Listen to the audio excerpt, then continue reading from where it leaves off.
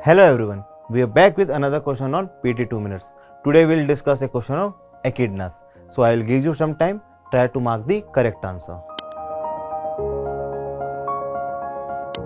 So now let's discuss what the question is all about. So question is saying which of the following statement about echidnas is correct. So first statement is echidnas are known for their flying abilities.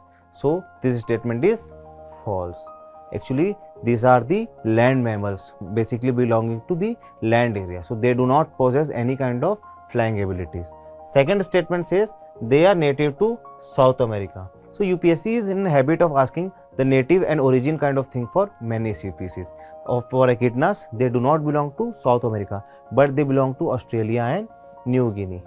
So just like last year, the UPSC asked question on marsupials which belong to Australia. These echidnas are also native to Australia and New Guinea. So this statement is also incorrect.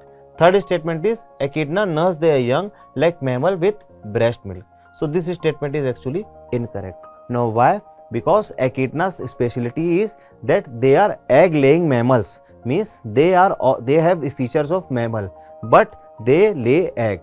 So between oviparous and viviparous, they lie in the middle of them. So they give birth to their young ones in the pouch. So the egg hatches in the pouch itself, and from where the young get nourishment through their skin by licking their skin's mammary gland. So just like mammal, they do not feed on breast milk. So this is the major fact that you should be knowing about echidnas. Another point about echidnas are monotremes belonging to the order of Monotremata.